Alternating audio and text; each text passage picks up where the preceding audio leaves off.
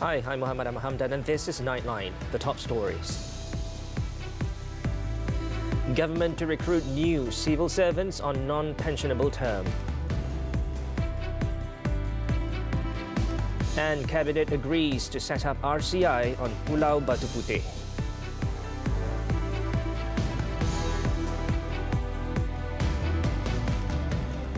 Good morning. The recruitment of new civil servants on a contract basis is only done for a short period before the Cabinet approves the new policy of non-pensionable permanent employment. Deputy Prime Minister Datuk Seri Ahmad Hamidi said the new recruitment policy would be implemented this year, with details to be announced by Public Service Department PSD Director General Datuk Seri Wan Ahmad Dahlan Abdul Aziz. Kabinet meluluskan dasar baru pengambilan secara tetap tetapi tidak berpencen. Mereka akan mencarum kepada KWSP dan kerajaan akan memberikan sumbangan sebagaimana yang lazim dilakukan pada kaki tangan swasta.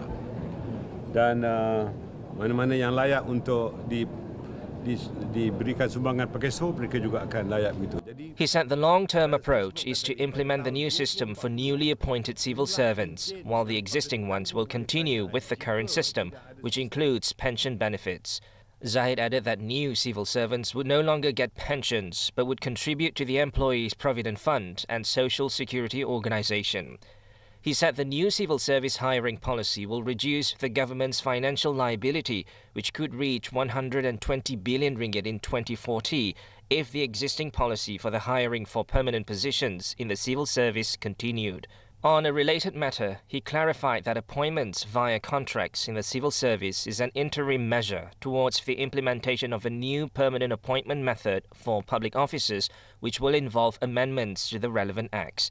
Early on Wednesday, the PSD said in a statement that officers appointed through contract will be permanently appointed through the new method under the public service remuneration system that will be finalised later. The Cabinet has agreed to set up a Royal Commission of Inquiry, RCI, to look into matters related to the sovereignty of Batu Puteh, Middle Rocks and South Ledge. Chief Secretary to the Government, Tan Sri Muhammad Zuki Ali, said the RCI's members would be made up of experts with extensive experience in the fields of justice, law and public administration. In a statement, he said the establishment of the RCI is in line with the Commission of Inquiry Act 1950. Post membership of the RCI will be submitted for the Yang di-Pertuan Agong's approval. It said the RCI members are expected to conduct the investigation transparently, fairly and impartially to avoid any issues involving conflict of interest with the relevant parties. Last October, Prime Minister Datuk Seri Anwar Ibrahim said Malaysia was of the view that issues related to Batu Puteh could be resolved with the direct involvement of the Attorneys General of both Malaysia and Singapore. In December, Anwar asked the then Attorney General Tan Sri Idrus Harun to hold negotiations with the Singapore government regarding the controversial claim towards Batu Puteh. Tan Sri Idrus was asked to re-examine and study the issues arising from the island, which has now been handed over to Singapore by the International Court of Justice, ICJ. In 2008, the ICJ had decided that Batu Puteh belonged to Singapore, Middle Rocks to Malaysia and South Ledge to the state in the territorial waters in which it is located. In 2018, the government during that time had withdrawn an application to overturn the ICJ ruling awarding legal jurisdiction of Batu Puteh to Singapore. Berdasarkan perbincangan dalam Jemaah Menteri, ia adalah satu perkara yang disifatkan penting dan mustahak. Antara lain kerana ia melibatkan isu sempadan yang menyentuh kedaulatan Raja-Raja Melayu.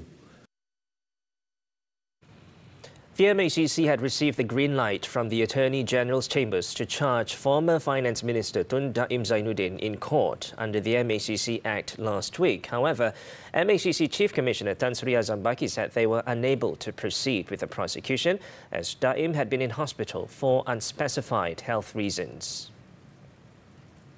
Azam said Daim was indeed hospitalised before the MACC received the green light to press charges. However, he said the MACC had not been given a clear explanation as to why Daim was admitted to the hospital and what his health issues were, as the doctors have not been forthcoming when queried by MACC officers. Azam said Daim will face at least one charge of failing to declare several properties belonging to him and his wife. The MACC chief said the commission could request for a judge to attend the hospital where Daim had been admitted in order to charge the former minister there. However, he said this would only be done as a last resort or if circumstances required such measures. On Tuesday, Daim's wife, Tuan Puan Naimah Abdul Khalid, claimed trial at the Sessions Court to failing to declare assets to the MACC as required, including 2 companies, 2 vehicles and 8 properties, including the Ilham Tower. Meanwhile, the MACC has rejected former Premier Tun Dr. Mahathir Mohamed's insinuation that the graftbuster did not act on a former Bank Negara Assistant Governor Dato' Abdul Murad Khalid's allegations against Prime Minister Datuk Seri Anwar Ibrahim years ago. Instead, the MACC said its predecessor, the Anti-Corruption Agency, ACA, had opened 6 probe papers to investigate Anwar, with the outcome of the investigation showing that there was no case against him.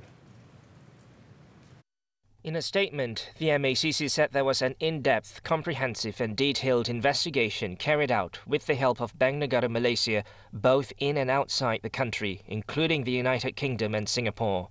The MACC said the results of the investigation showed that there was no case against Anwar. Accordingly, the MACC added the 6 investigation papers were submitted to the Attorney General's chambers on August 12, 2002, and the AGC decided that no charges would be brought against any party. Therefore, the MACC stressed that claims that the MACC or ACA did not investigate Anwar over Murad's SD are not true, stating that in fact the investigation took place when Mahathir was the Prime Minister. In other news, 4 businessmen, including a former political secretary to an ex-minister and a dato', have been arrested by the Malaysian Anti-Corruption Commission, MACC. An MACC source said they were arrested on suspicion of receiving kickbacks from several companies and contractors who were awarded a tender from a government ministry. The source said the main suspect, who previously worked as a political secretary to a former minister, had solicited and accepted bribes to ensure the contractors would be awarded the tender. All 4 men are believed to have received bribes from several companies and contractors who were awarded a tender worth millions of ringgit from a ministry around 2020 to 2021. The suspects were arrested between 7 p.m. and 8:30 p.m. on Tuesday night. 3 of them were detained at the MACC headquarters after giving their statements, while the 4th was detained in Shah Alam. 3 of the suspects are under remand until January 27th, while the other suspect is remanded until January 26th. Meanwhile, MACC Intelligence Division Director Dato' Azmi Kamaruzaman, when contacted, confirmed the arrests and said more individuals might be summoned to assist in investigations. Tanjung Karang Member of Parliament Dato' Dr. Zulkifli Hanapi has become the 6th MP from Bersatu to pledge his support to Prime Minister Datuk Seri Anwar Ibrahim. In a statement, Zulkifli said his decision was to ensure the continued advocacy for the welfare and development of his constituents, including the improvement of infrastructure and local needs. He said the decision was made in recognizing the need for political stability and smooth economic recovery of the country, as well as acknowledging the hardships faced by the people due to the pressures of the current cost of living. He also expressed support for the policies and initiatives of the Madani government that prioritize the well-being, development, economy and interests of the people until the next general election. However, the statement affirms that he will remain a loyal member of Bersatu and will not betray the party. Zulkifli also said that the declaration in support of Anwar was without any coercion or pressure from any quarters, saying that it was done for the benefit of the people of Tanjung Karang. So far, Dr. Zulkifli was the 6th Bersatu MP who had conveyed his support for Anwar. Moving on, a former postman was charged in the Batu Pahat Magistrates Court on Wednesday with the murder of his girlfriend Mila Sharmila Samsusah or Bella in Tongkang Pecah. 25-year-old Muhammad Haikal Mahfuz nodded in understanding after the charge was read out to him before Magistrate Norasidah A. Rahman. However, no plea was recorded as the murder case falls under the High Court's jurisdiction.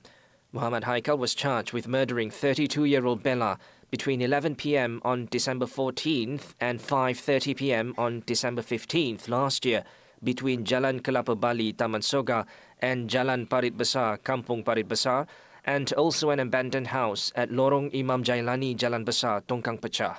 The charge, framed under the Penal Code, provides for the death sentence or imprisonment of not less than 30 years but not more than 40 years, and if not sentenced to death, must also be punished with a minimum of 12 strokes of the cane upon conviction. Nur Rasida set February 19th for mention, pending the chemist report. Meanwhile, police have identified jealousy as the motive behind the murder of Bella. Inspector General of Police Tan Sri Razaruddin Hussein said the motive was identified following a comprehensive police investigation. Motif permohonan Bella ini adalah motif daripada mungkin cemburu sakit hati dia. Macam saya cakap sebelum ni di KL, kes-kes bunuh ini dia mesti mempunyai motif. Dia punya apa tu keretakan di kepala by blunt object. Razaruddin said this to the media after attending the rank presentation ceremony and handover of duties for the Chief of Police of Johor, the Deputy Chief of Police of Johor, and the Chairman of the Police Family Association of the Johor Contingent at IPK Johor on Wednesday. He also denied that special treatment was given to the main suspect.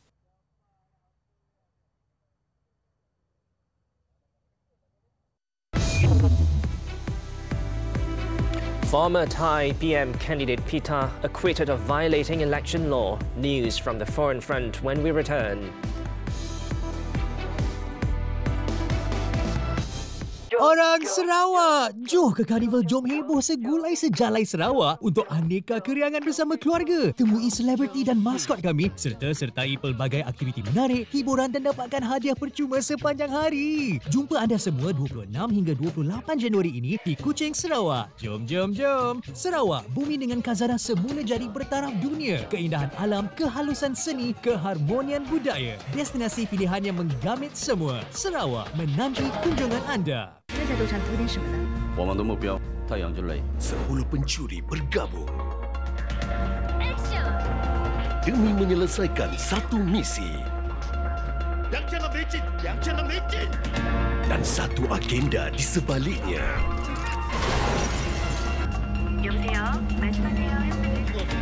Berjayakan misi The Thieves. Jumaat ini 10 malam di TV3 Cinema dan stream sekarang melalui Tonton. MHI sepanjang minggu. Jika tambang bas sekolah naik, terkesan dan terbebankah masyarakat? Jadi usahawan memang banyak cabarannya, lagi-lagi isu paten dan cap dagangan. Sebenarnya Thai Pusat kita bawakan menu daripada kacang dal yang istimewa. Tak lama lagi dah nak raya, dekat pula dengan penggal persekolahan. Rancanglah bajet untuk keduanya dalam soal wang. MHI setiap Isnin hingga Jumaat di TV3. Jika stream secara HD, ditonton.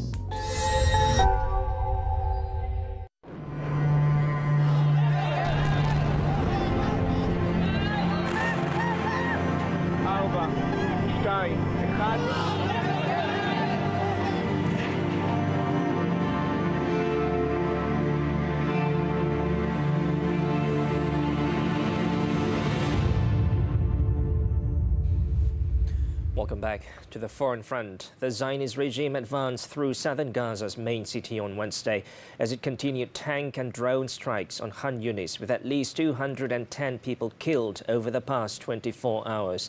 It was reported that a UN training center sheltering tens of thousands of displaced people was hit, causing mass casualties as buildings blazed. Palestinian officials also said that the Zionist forces had cut off main hospitals in their assault on Khan Yunis and closed the main escape route for hundreds of thousands of residents and people who have sought refuge there. In another matter, Hamas leaders have rejected the Israeli proposal of a 2-month truce, and both sides have failed to agree on the conditions that will end the war permanently. In China, at least 39 people have been killed and 9 others injured in a fire in the southeastern province of Jiangxi on Wednesday. Authorities said the fire broke out in the afternoon in an underground floor of the shop on Tiangongnan Avenue in the Yushui district. The local government said that the cause of the fire was under investigation. After the latest deadly fire in the country, President Xi Jinping has demanded that all efforts be made to curb accidents and ensure people's safety. Thailand's Constitutional Court on Wednesday cleared thwarted Prime Ministerial candidate Pita Limjaroenrat in a case that could have seen him banned from politics, reinstating him as an MP. The court ruled by 8 votes to 1 that Pita had not broken rules, banning members of parliament from owning shares in media companies. The case revolved around shares in the long-defunct ITV television station, which Pita says he inherited from his father when he died. The 43-year-old led the Progressive Move Forward party to win the most votes in last year's general election, but was blocked from becoming Prime Minister after he was suspended as an MP in July. Train drivers walked off the job on Wednesday in Germany's longest rail strike yet, stranding commuters and piling pain on the country's economy. The 6-day strike, the 4th and longest round of industrial action in a months-long dispute over pay and working hours, began at 2 a.m. and is set to last until Monday evening. The new action prompted calls for a resumption of talks between the GDL union and state-owned rail company Deutsche Bahn to try to limit the damage to Europe's largest economy. Drivers of freight trains are also holding simultaneous strike that began on Tuesday evening and also ends on Monday. The state-owned rail operator in the meantime said the action would cause delays and cancellations to long-distance, regional and city commuter services until Monday. At least 6 people, including 3 firefighters, were killed on Wednesday after a truck carrying 60 tons of liquefied natural gas crashed and exploded in Mongolia. The country's National Emergency Management Agency said the massive ensuing blaze in the capital Ulaanbaatar injured 11 people in the area. The blaze had also engulfed several nearby buildings, including a residential building, while more than a dozen cars were charred. More than 600 firefighters in 100 vehicles were involved in putting the fire out, which was eventually extinguished.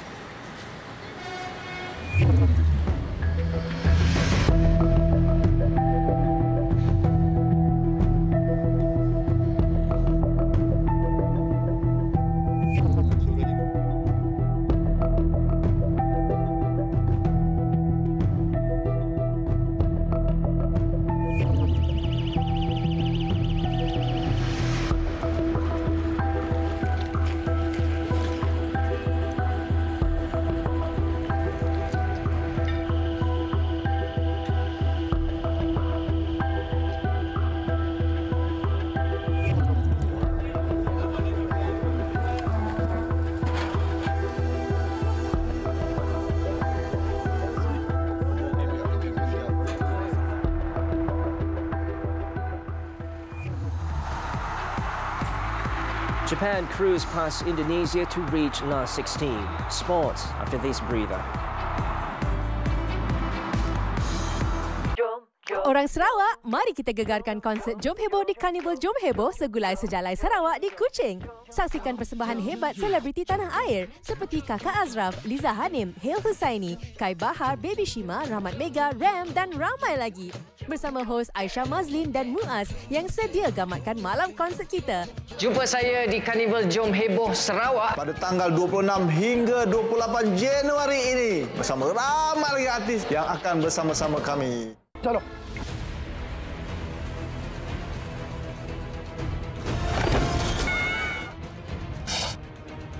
हमने भी पहली बार ही देखा है। हमें ऐसा जादू करने की ताकत कैसे हो सकती है? अली, सामने देखिए पहाड़! Alibaba, Dustin di Kabul. Setiap Isnin hingga Kamis 4 petang di Sonia TV3 dan stream sekarang melalui Tonton.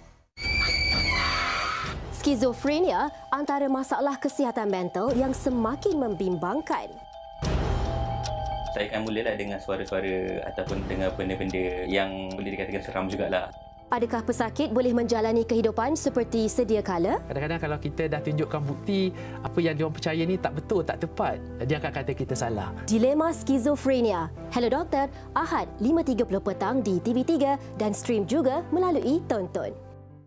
We're back with sports football, the 2024 Asian Cup. Japan beat Indonesia 3-1 in their final Group D match and qualified for the last 16 on Wednesday. Japan were awarded a penalty in the 6th minute after a VAR check ruled that Indonesia defender Jordi Ahmad had dragged down Ayase Ueda in the box. Ueda then stepped up to take the penalty himself and fired home into the top corner. Hajime Moriyasu side doubled their lead when Ritsu Doan put in a pass across a 6-yard box that found Ueda unmarked at the far post for an easy tap-in. Ueda then forced an own goal in the 87th minute when Justin Hubner attempted to block his shot. Sandy Walsh managed to score a consolation goal for Indonesia in injury time at the end of the game. In another Group D match, Aiman Hussein came off the bench to score twice as Iraq defeated Vietnam 3-2.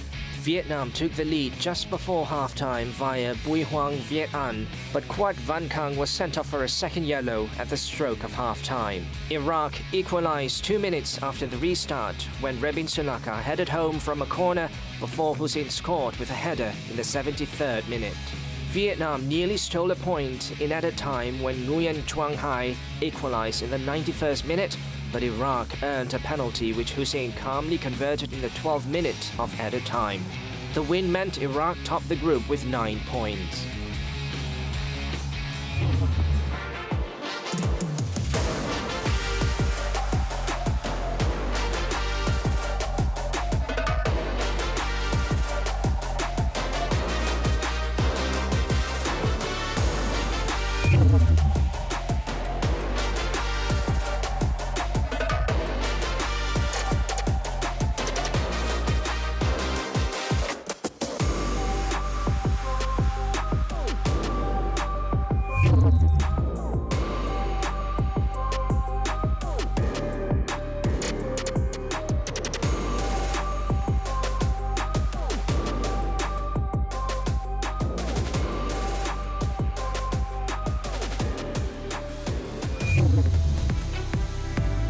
When Nightline returns, Myanmar woman jumps off from shop house to escape raid.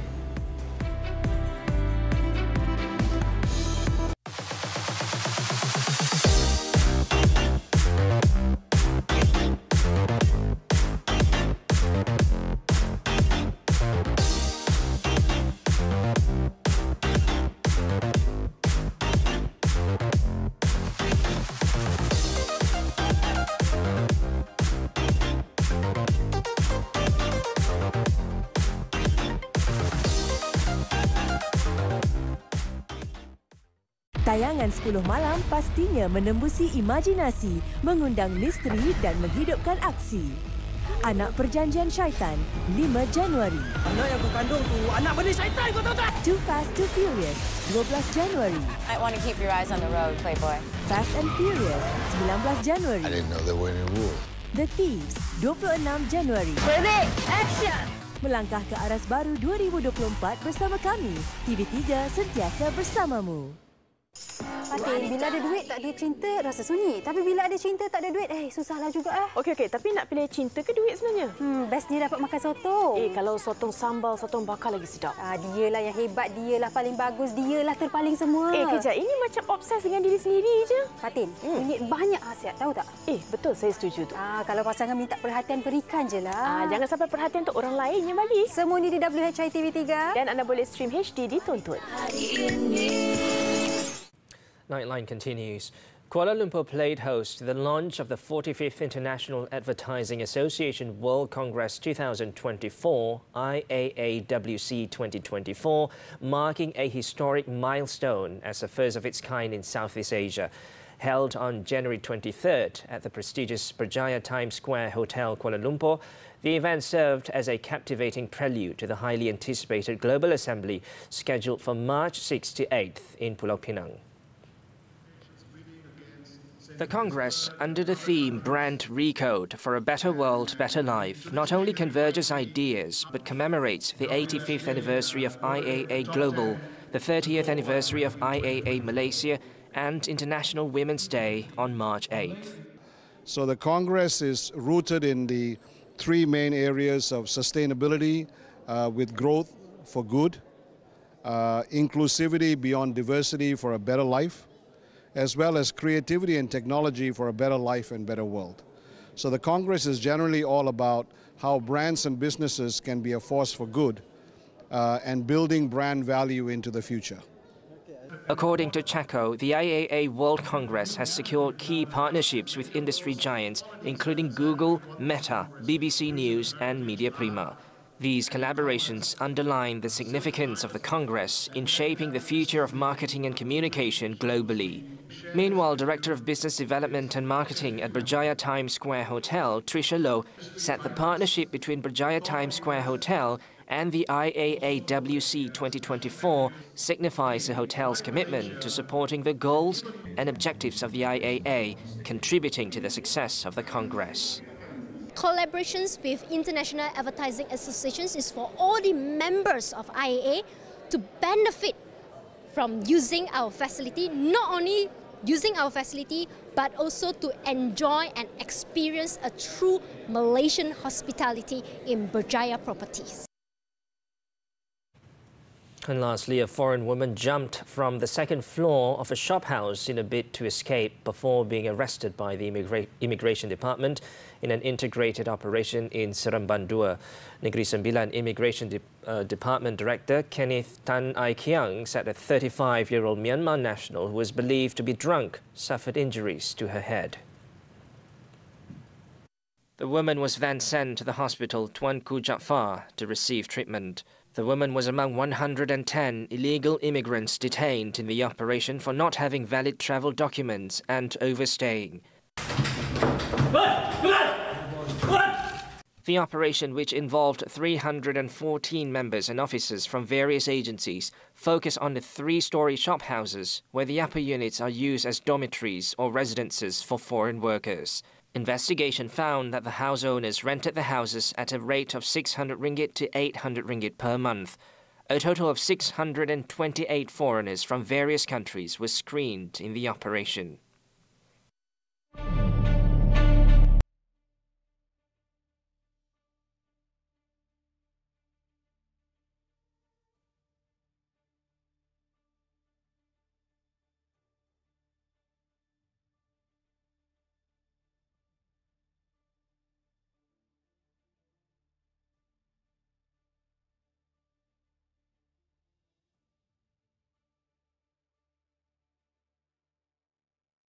And that wraps up this edition of Nightline. We leave you with visuals of frozen lakes turning into ice hockey arenas as residents of Dolon village in Kyrgyzstan put on their skates and ice hockey gear to engage in their favorite sports activity.